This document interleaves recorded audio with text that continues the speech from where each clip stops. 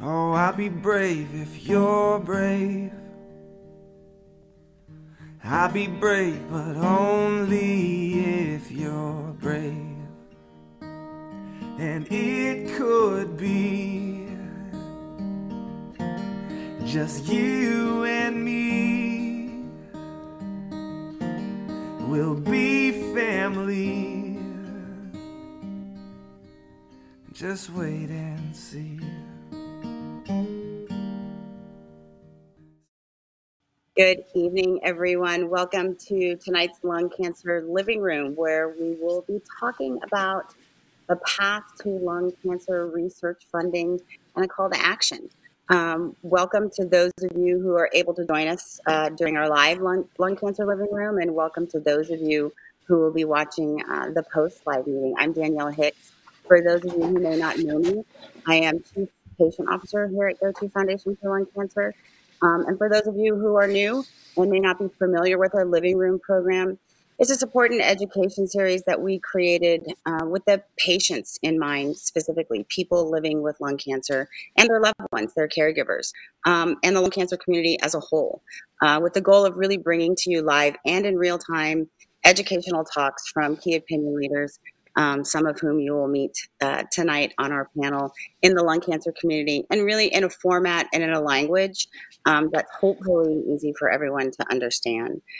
This evening's discussion, as some of you may have already seen, is really framed to help people who, like me, are maybe not well versed in this area of government affairs and policy and federal funding, to really understand how federal research funding happens, primarily how the congressionally directed medical research program, which we will fondly call the CDMRP throughout this program, works, how it works, and some of the nuances, including its unique inclusion of patient advocates through the program cycle, how the funds that support the CDMRP are invested to best support both the needs of the research and patient communities.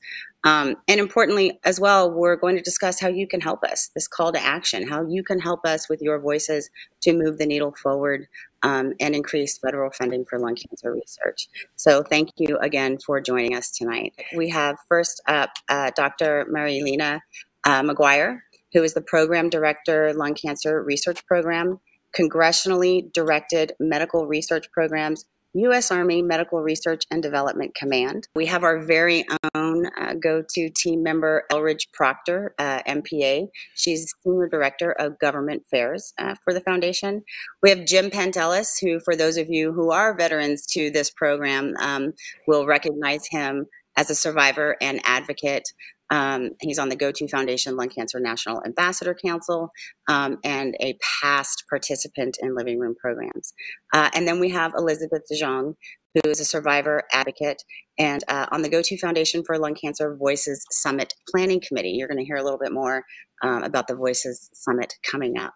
So we are going to jump right in, and we're going to start with Elridge, and we're going to talk a little bit about GO2. And our history with lung cancer research funding. So, Elridge, what is GO2's history with lung cancer research funding? And can you talk a little bit about what has been your work, GO2's work, the community's work with increasing lung cancer funding?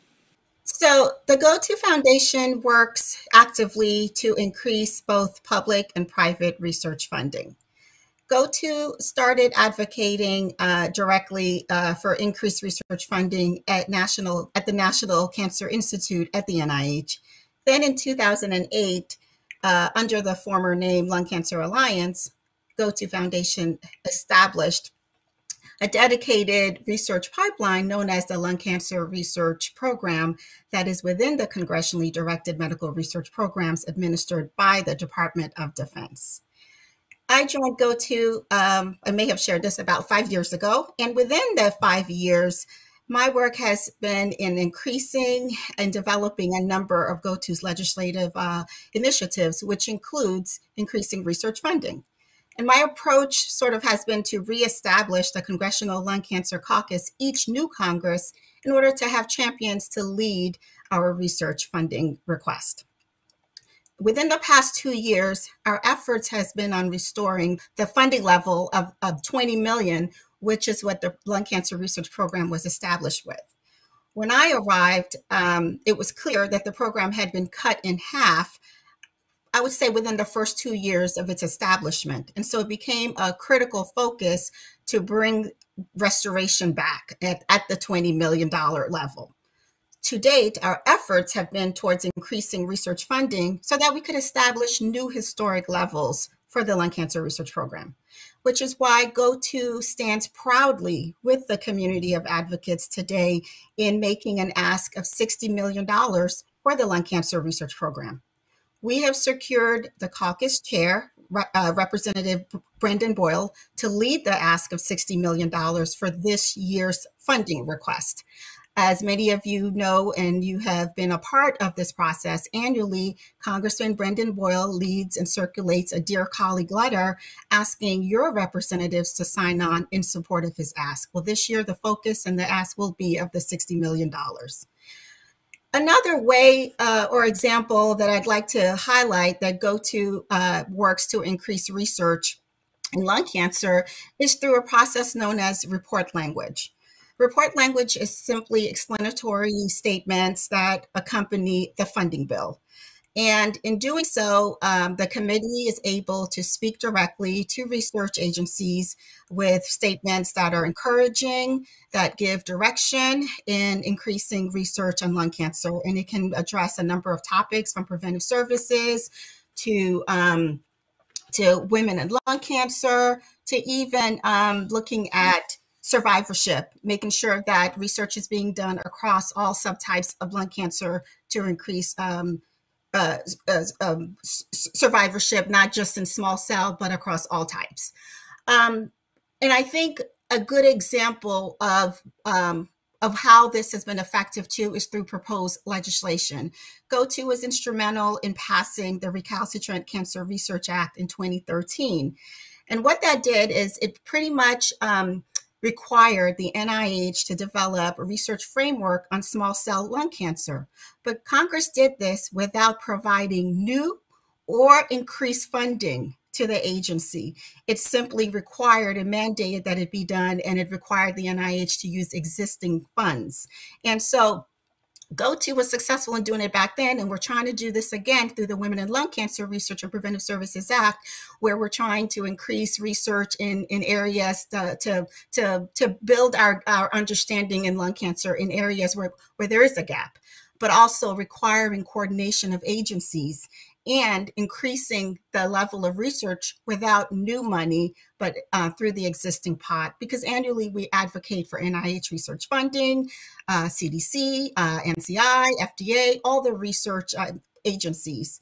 And so these are just prime examples of how GO2 historic leadership and continued work in increasing research funding continues today.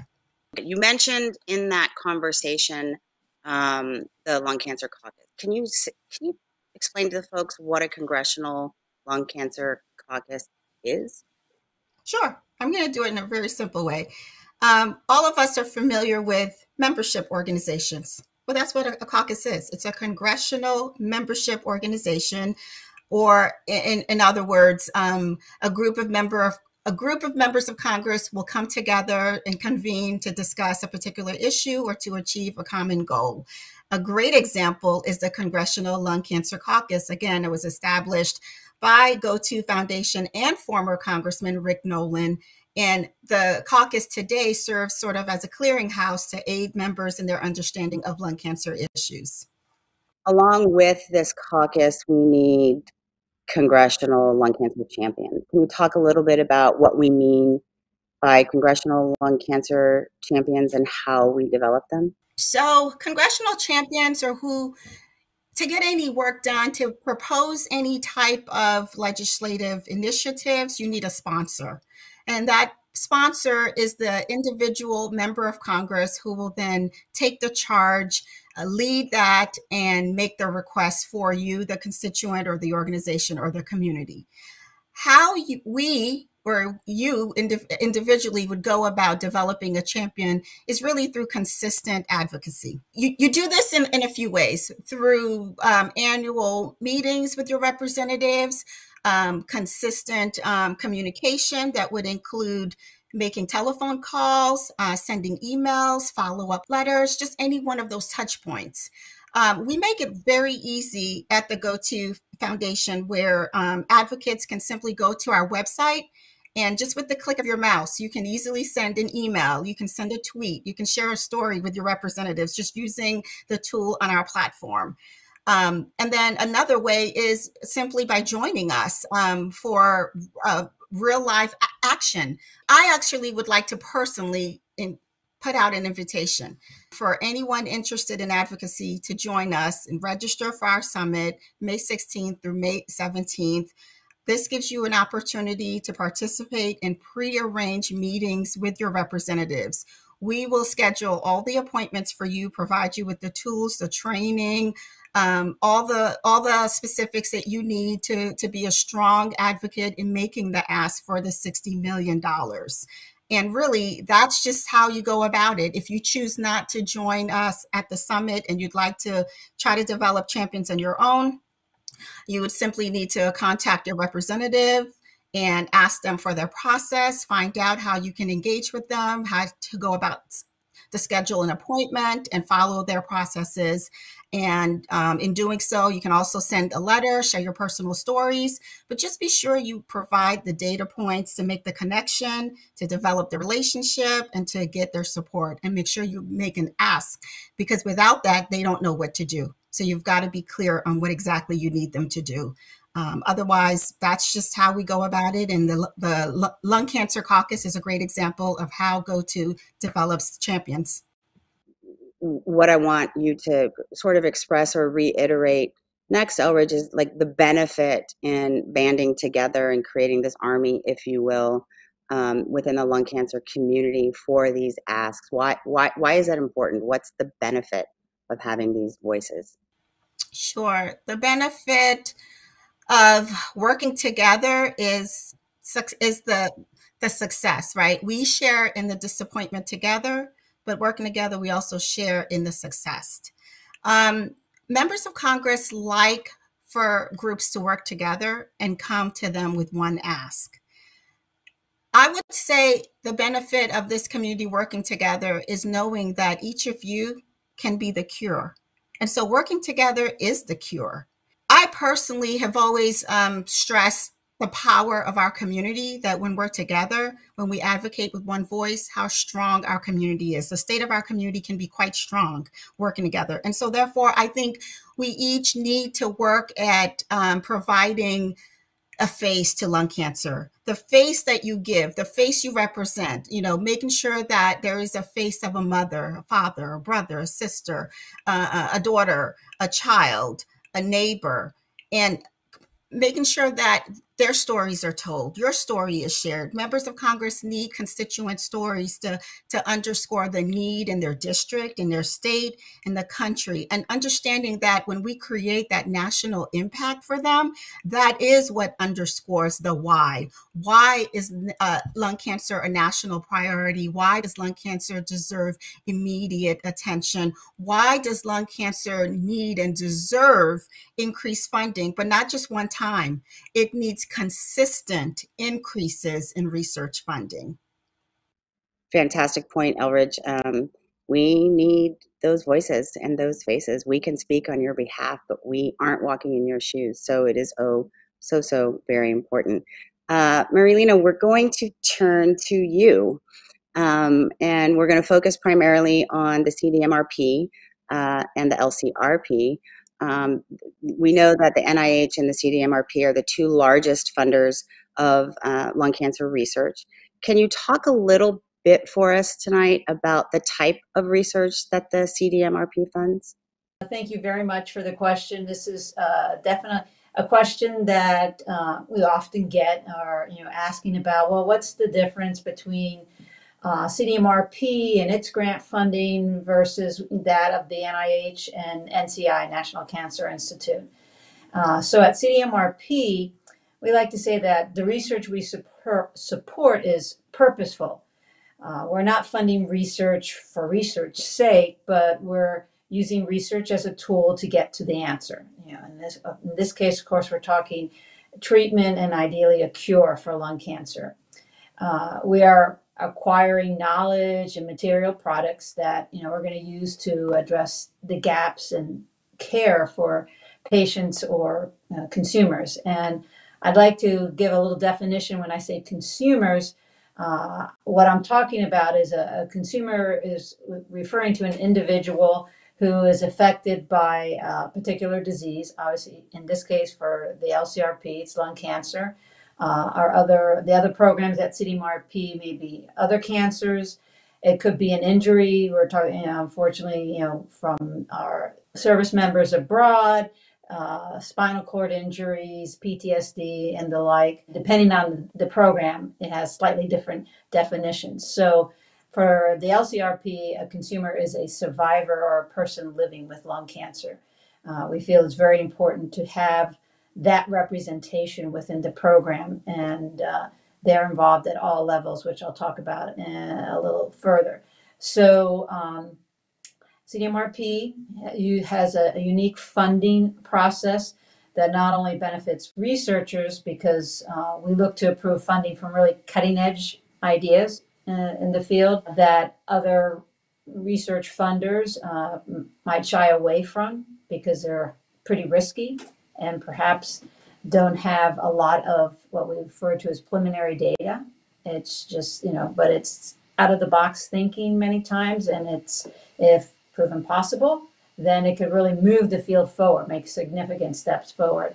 But also what we look to fund also involves serving the needs of consumers, those who are actually affected by the diseases. So as I mentioned, consumers are involved at all steps of CDMRP's program cycle, and that's something that's very unique to CDMRP. The involvement of consumers does not stop after advocating to Congress for funding for a particular program. That's not the only place. Once a program like the LCRP receives an appropriation or funding from Congress, then the program is going to meet with what we refer to as our programmatic panel. And I would say the programmatic panels is the equivalent of, say, a board of directors. This group is going to develop what the program goals will be for the year. We meet every year, and so we're very flexible and we adapt to what is the current state of the science right now, not 2 or 3 years ago, sort of every year. And when the panel meets, they will develop an investment strategy for the monies the programs receive. So what grant funding opportunities are we going to offer, and what types of grants are going to help us best accomplish the goals we've set forward for the year. So on this programmatic panel, there are several consumers who sit and are part of the programmatic panel, have an equal voice with the scientists and clinicians that also serve on the panel. So how does this work after, okay, this is your investment strategy, and we put out our funding opportunities. So once CDMRP receives applications in response to these funding announcements, we use what we refer to as a 2-tier process for evaluating them. And both of tiers involve a dynamic interaction between scientists and consumers. So the first tier is the evaluation at a scientific peer review, the scientific merit, the technical merit of the application. And then the second tier is the review by the programmatic panel. The programmatic panel will look at the applications and compare them to one another, as well as how well do these applications, how strong is the scientific merit, what's the potential impact of the project if it's successful. And impact is a very big, important criteria, because we want to make sure that what we're funding, how is it going to affect ultimately the users of that research. And it's not just the scientists, but it is ultimately the consumers. So those are the things that the programmatic panel will take into consideration when they make their funding recommendations about what applications they think we should fund and that would best meet the goals of the program. And so I think we all know that there are many gaps in our knowledge when it comes to lung cancer, and that there's a substantial amount of work that needs to be done in order to address this disease and treat it. So what LCRP's strategic priorities are seek to address an important gap in the funding of lung cancer research. And this is specifically the seeding of new and innovative ideas that once they're proven, that they can proceed toward what we say further translational development. So start moving those ideas forward so that they can ultimately move forward to sort of type of clinical trial testing. And this oftentimes is going to be funded by the NIH, the NCI, because it becomes more and more expensive to do the more advanced research studies. And the LCRP does try. We definitely want to be involved in funding some of these more advanced type research projects, including clinical trials. But that, again, is dictated by the funding that we have available. We have a limited pot of money, and we're trying to make the biggest bang for the buck and fit into a niche that is really needed. And we've found this is definitely an area, these very early stage, innovative, high risk, but high impact type projects is a great area for us, the LCRP, to fit into, and then also try and fund some more advanced stage research. That was a wildly informative answer, and again, something that's very helpful to me. And you actually answered what my next question was going to be about, the relationship between the LCRP, CDMRP, and NIH, NCI. So that was beautiful. So before we get into how the money actually gets into these funds, I want to talk a little bit about how it all started, the history of the CDMRP. So if we could pull up that history slide, and kind of if you could walk us through that at a high level for even a deeper understanding. CDMRP was actually established back in 1992. So we are now approaching 30 years. And it was really founded based on a grassroots advocacy efforts that heightened the political awareness and increased interest in health issues. So based on these grassroots advocacy efforts, and they were actually initially by the breast cancer advocacy community, and this led to an initial congressional appropriation of $210 million for a new breast cancer research program. And this breast cancer research program, it wasn't sent to the NIH. It was actually designated to the United States Army Medical Research and Development Command, and I'll refer to it as USA MRDC. Part of the reason it was directed to the Army is it was seen that there were meetings both with the NIH and the Army, and in this case, the Army was seen to be much more flexible in terms of making adjustments from year to year to year, because that's the way the program was going to receive money. And the NIH, what it does extremely well. But they have their process, and we're really the advocates were really looking for a slightly different process, so to basically increase the likelihood of finding better treatments and ultimately a cure for breast cancer.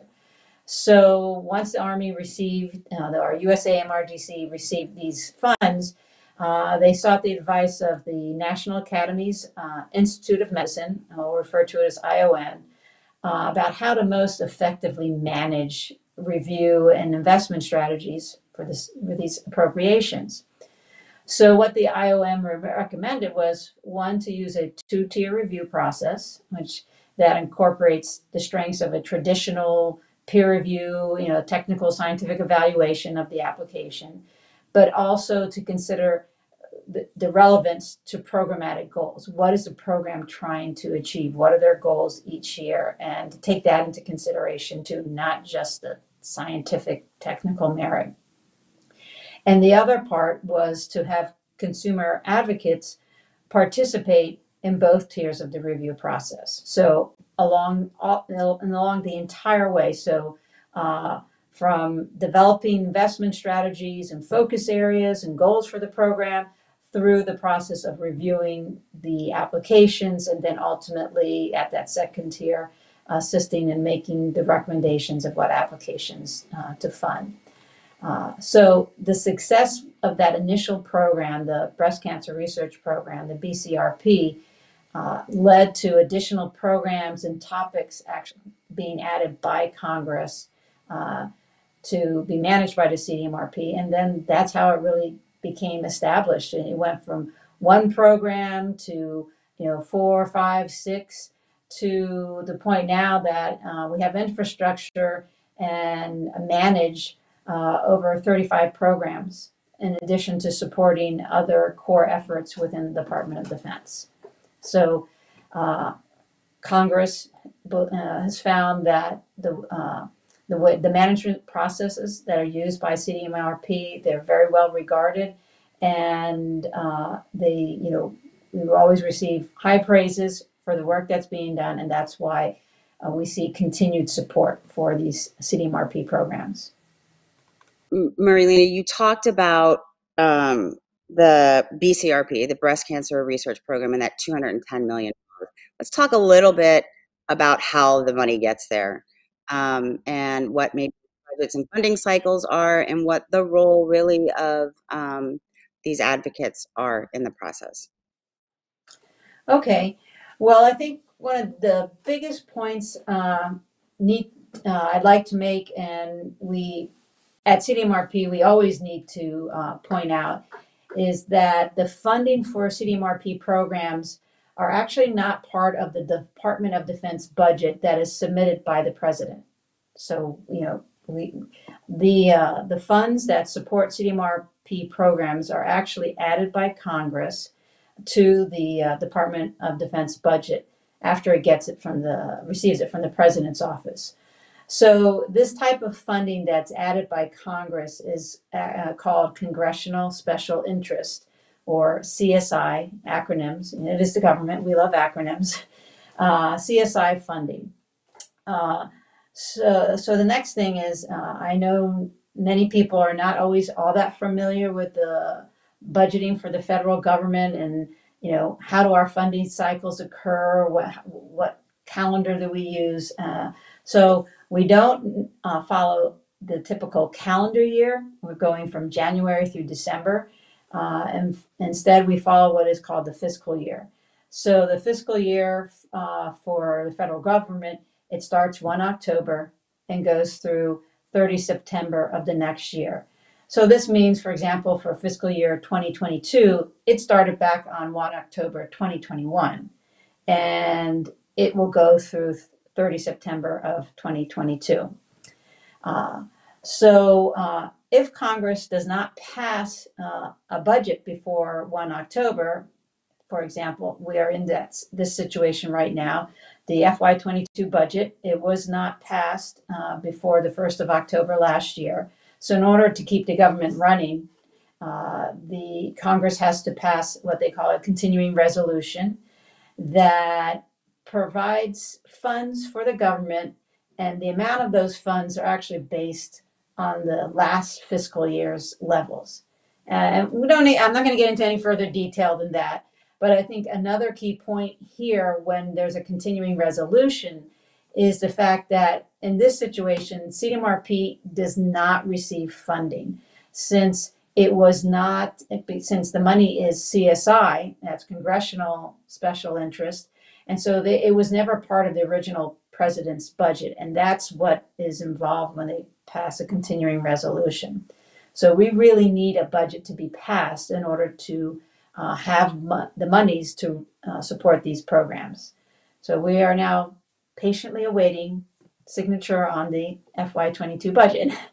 Uh, so since the federal government operates under this fiscal year calendar, I do want to note to all the advocates listening tonight or the recording that make sure you understand that when you go to Congress now in 2022, this year, and you're advocating for funding for the LCRP, that this request is actually going to be for the fiscal year 2023 budget, which would start 1st of October of this year.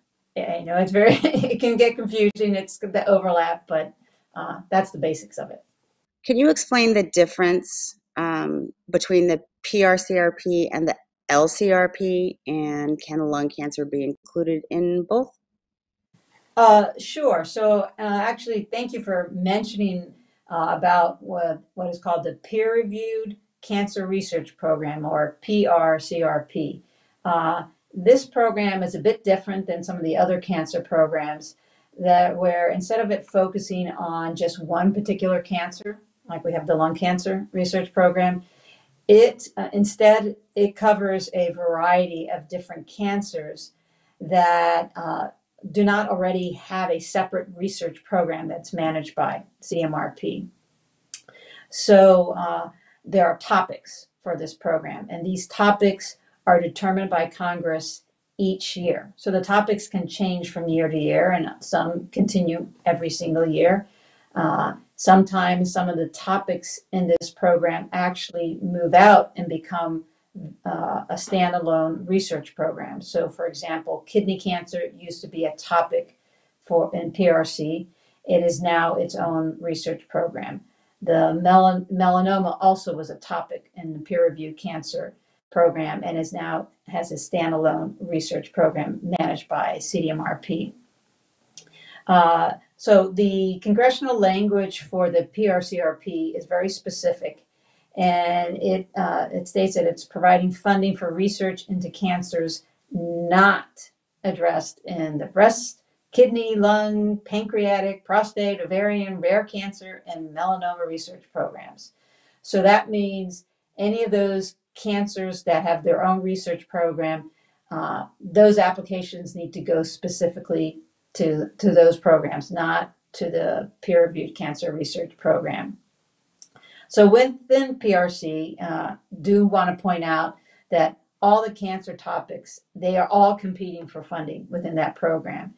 So that program has, actually last year it had 20 topics. So all 20 topics were competing for funding in that program. And there's no set amount that, okay, we need to invest so much money per topic. There is every effort made to fund applications in all topics, but that certainly they want to fund high quality science. So there's no guarantee that every single topic is going to receive funding. I want to jump back to fiscal year 2021, and talk a little bit about, on average, is it average? How many applications do you receive a year, and what percentage might get funded? The last year, typically this program has been receiving well over, say 300, 350 applications. And so this last year, we actually received a total of 368 applications, and we were able to fund 37. So this unfortunately means that there's still many excellent to outstanding applications that the LCRP received, but we were just not able to fund them due to, money limitations. We have a set appropriation and we can only fund so much, research. So to give you a perspective, there were 119 applications that scored in the excellent to outstanding range for scientific merit from peer review. 70% of them were not funded. So there's a lot of very good, potentially excellent, outstanding research out there. We just don't have the monies to support all of it, or a bigger portion of it. I'm not saying we're going to fund everything, but yeah, it's definitely very challenging. how many or what percentage, if you can, of funded projects move on in advance to clinical trials? That is a very sort of challenging, step to go from, since one, we tend to fund more of these early stage projects. So they're many steps away from that step to, okay, some sort of clinical clinical application testing. But we have had over the years, at least 10 projects, the results of the research sort of support a rationale to do some clinical trial testing. In fact, there is actually, as I said, we do try and fund some clinical trials or advanced research when we have the monies available. And there was a clinical trial, very early stage, phase 1 trial that we supported. It was led by Dr. Karen Kelly, and that the results of that trial were very promising. So it is now actually moved forward to a phase 3 clinical trial that is supported by the NCI. So that next step. And this trial is actually examining the benefit of using Tecentriq, an immunotherapy against PD-L1 as a target, combining it with stereotactic body radiation, SBRT, in non-small cell lung cancer patients who have inoperable stage 1 and 2A tumors. So, we do have projects that's ultimately we'd like to see the impact of it moving to touching those with lung cancer. So, having 10 projects go there, it's like it's fantastic, because it's, as I say, you fill the funnel. You keep putting in as many projects as you can to have enough eggs in your basket, so to speak, that will ultimately lead to some very promising results. Are there other CDMRP research studies being done that might not be specific to LCRP, but would ultimately benefit lung cancer? The answer, I'd say, is yes. In fact, CDMRP has a number of research programs that are entirely focused on developing solutions to health problems linked to exposure to harmful environments or agents. In fact, in the FY22 budget, there's a new program, Toxic Exposure Research Program, that will be, standing up when that budget gets signed. So some of these programs that are funding research that could ultimately lead to knowledge that will be useful for lung cancer include the Gulf War Illness Research Program. We have a program called the Joint Warfighter Medical Research Program, military burn, and neurotoxin exposure treatment for Parkinson's. And again, as I mentioned, this very, very new program that hasn't even started yet, but again, it's focusing on toxic exposures and the conditions, diseases that can develop from that. So yes, they definitely have. Yeah, I think that's great. And I think it's another segue into what is almost the last question, but a very important point. And that's the diagnosis rate of our service members and our veterans. Can you talk a little bit about that diagnosis rate and why this type of research is important to the lung cancer community as a whole? The graphic is showing you sort of the numbers, incidence of lung cancer within the military health system. So first, we see estimates from the Veterans Administration, the VA, that there are over 900,000 veterans that actually remain at risk for lung cancer, either due to age, a smoking history, or other environmental exposures during and after military service. So that's one portion. The graphic then also shows military health system medical encounters. So actually going in, seeing the doctor for a potential diagnosis of lung cancer and actually having been diagnosed, treatment for lung cancer. And the numbers I'm going to give you cover a span from 2010 to 2019, collecting this data.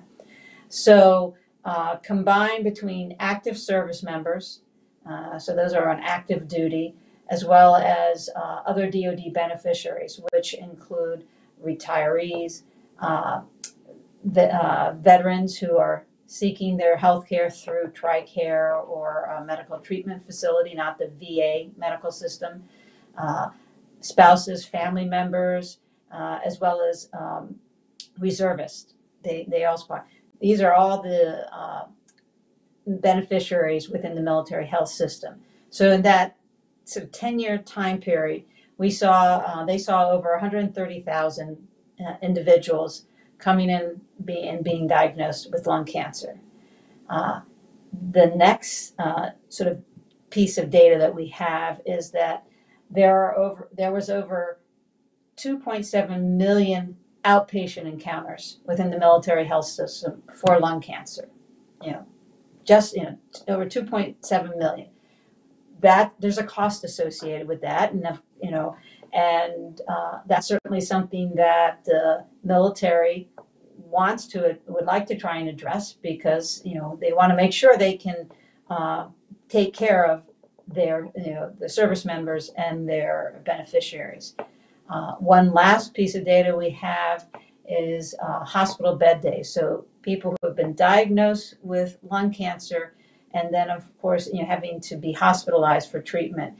And during that time period, there was almost 500,000 hospital bed days due to diagnosis of lung cancer and treatment.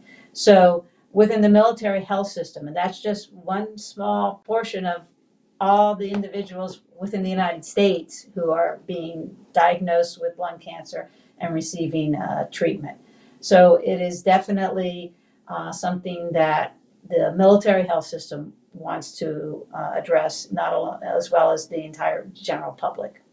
Now that we've got sort of the nuts and bolts of the how and the why, and what this process sort of looks like, I want to jump into this advocacy space. So Jim, we can start with you, would be great. And if you could talk to us a little bit about what types of advocacy activities that you engage in.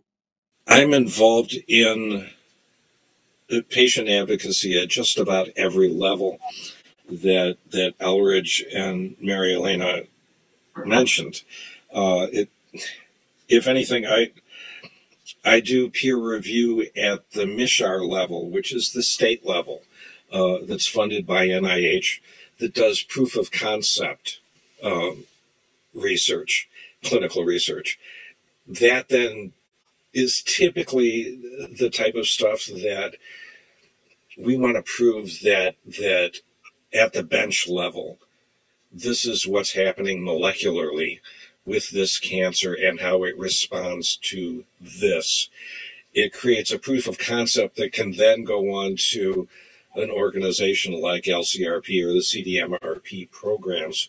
And I do peer review there. I also am really active at the NIH NCI level, because I'm a member of, or I was until December 31st, I was a member of their CIRBs. I was a primary on their adult late stage or late emphasis board, which is their single largest IRB, and I was an alternate on the adult early stage. Over the course of my 6 years there, I watched lung cancer research grow from about 5% of our involvement. And when I say our involvement, the work that we actually reviewed, the studies that we did continuing reviews on and the like. Back in 2016, my involvement saw a little over 5% of our effort was specific to lung cancer. By the time I wrapped up in 2021, we were over 26% of our effort was related to lung cancer. And I guess one of the things that I want to say here is that we are getting more funding. We're getting a lot more research headed our way. I think one of the things that we need to do is to keep the funding, especially at the CDMRP level, growing, because we're attracting more and more researchers to our field.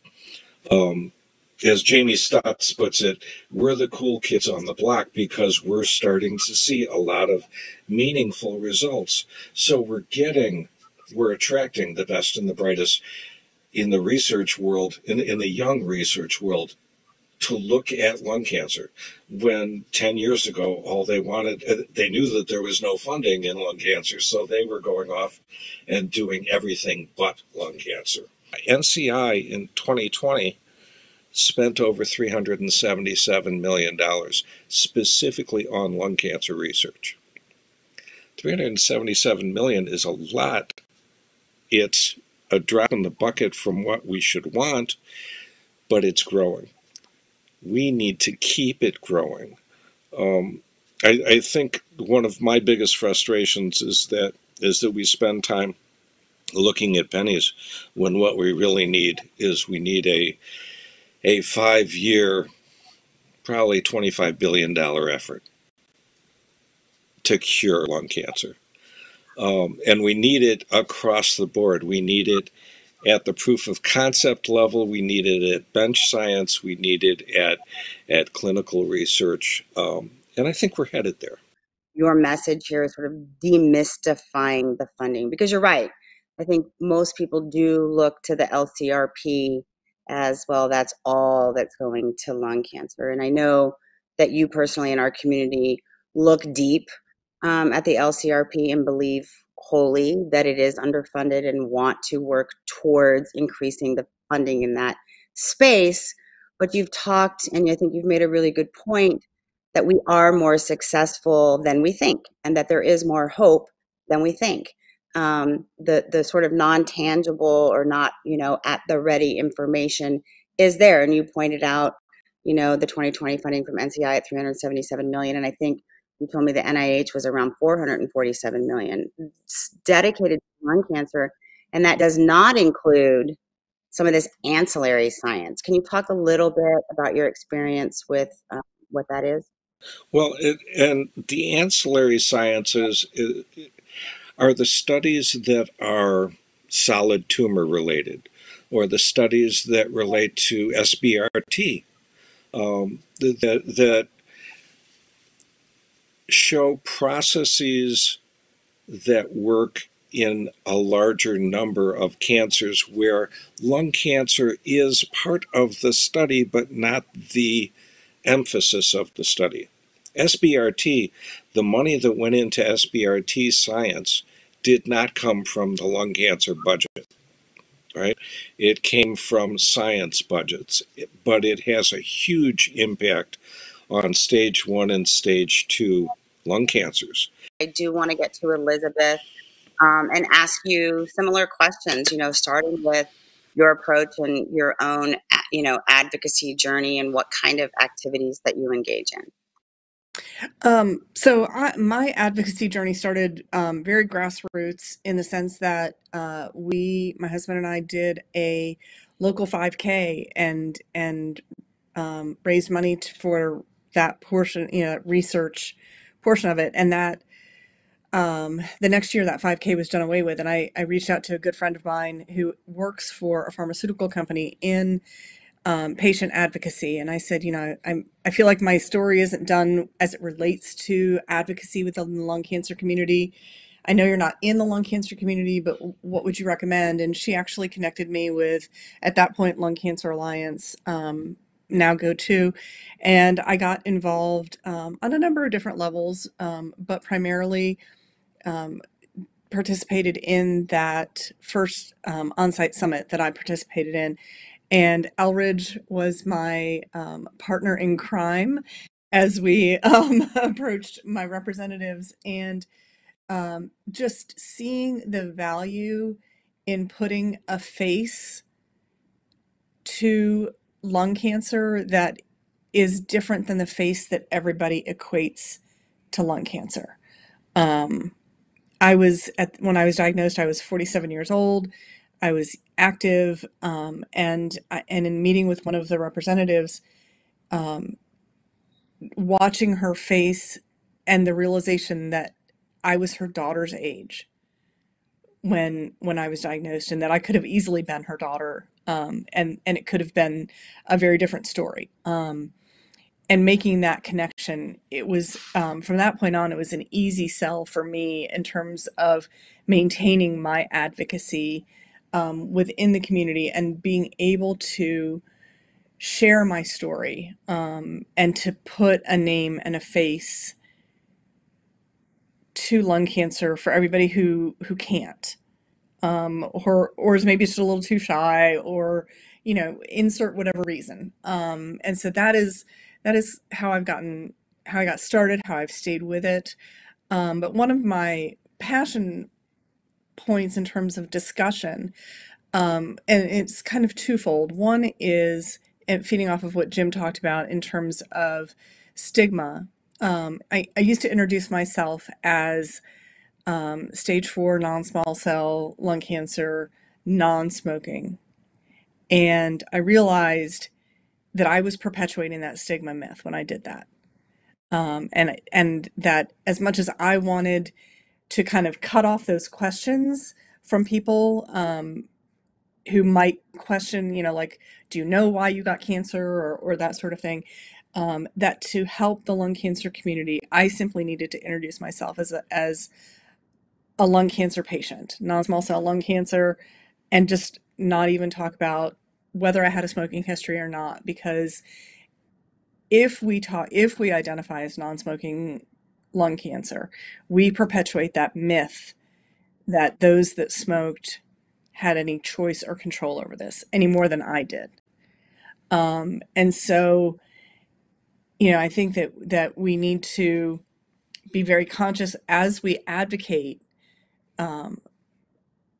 We need to be aware of the language that we're using with that. So that's one of my passion points. The other passion point that I have, and it goes to this idea of we have become so scientifically advanced, both in lung cancer and in other cancers and in other diseases, that we've been able to really drill down and get into those cancer cells and really create a profile for those cancer cells, which is wonderful, and it helps with diagnosis and with treatment, but it doesn't help when we're advocating.